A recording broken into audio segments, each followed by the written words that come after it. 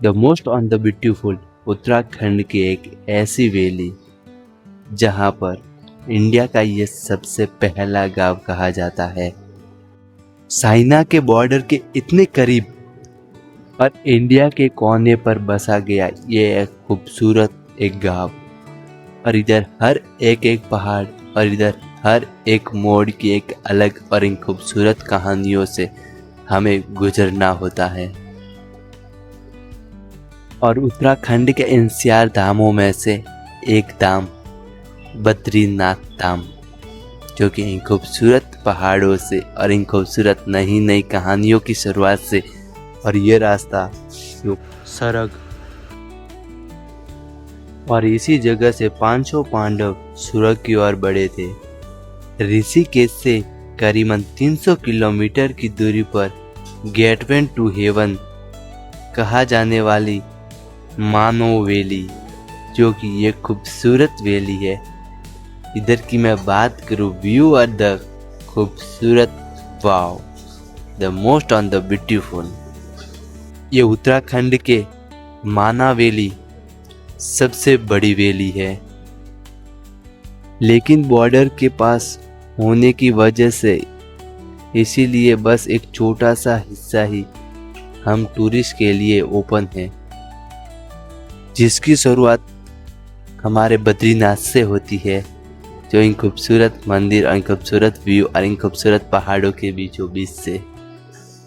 यह मंदिर जो कि विष्णु भगवान के कहानियों से भी जुड़ी हुई है।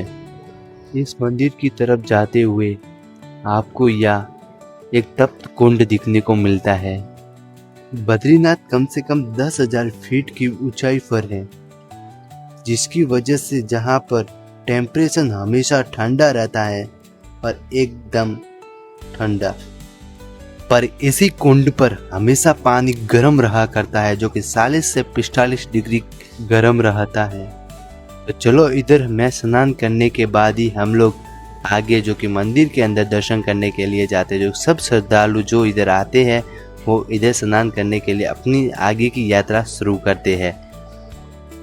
चलो बद्रीनाथ मंदिर के अंदर दर्शन करते हैं और महादेव जी के नारे लगाते हैं, हर हर महादेव, हर हर महादेव। महादेव जी को याद करते हुए हम लोग मंदिर के पीछे आ जाते हैं। मंदिर के पीछे से कम 3 किलोमीटर की हमें चढ़ाई करनी होगी, जो कि एक खड़ी चढ़ाई होती है।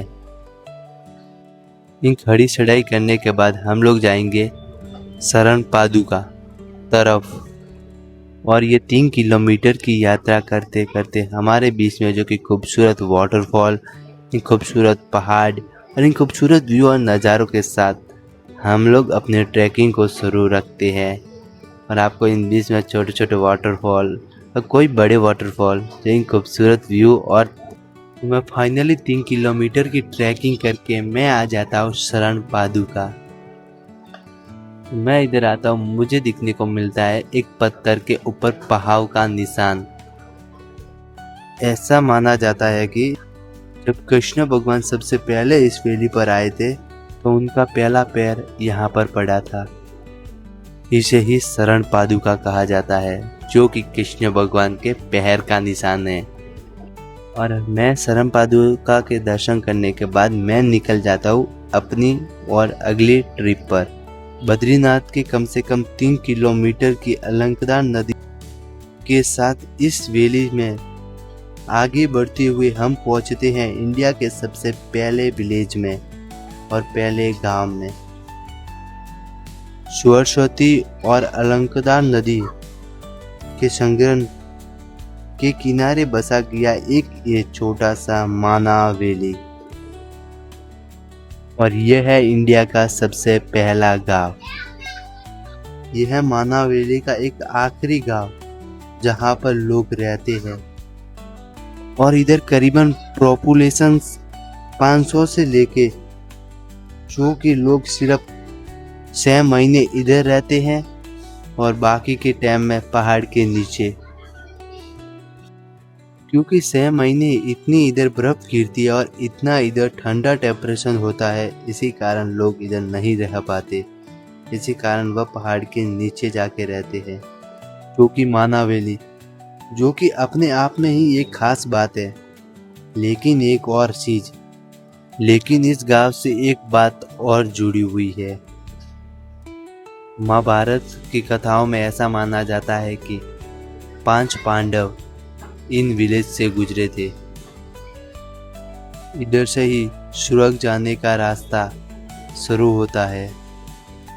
इधर से पूरी हमें ट्रैकिंग करके, जिसे सोतपन ट्रैक कहते हैं, इधर की दूरी कम से कम 30 से 40 किलोमीटर की दूरी।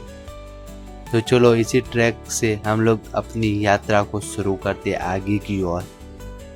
इस ट्रैक से हम लोग आगे बढ़ते हैं तो हमें एक और सबसे बड़ा वाटरफॉल दिखता है, जो कि वसुधा वाटरफॉल होता है। यह इतना खूबसूरत वाटरफॉल होता है, वाव, ये बहुत खूबसूरत। और आपको सतूर की तरफ जाने के लिए आपको इन सरस्वती नदी को आपको पार करना होता है।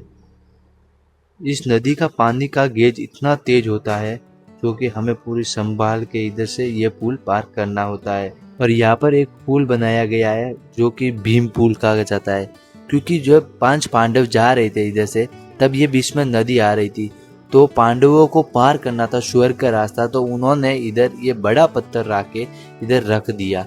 तब से ये पुल की तरह यूज किया जा सकता है, और उन्होंने भी इसे पुल की तरह ही यूज किया था।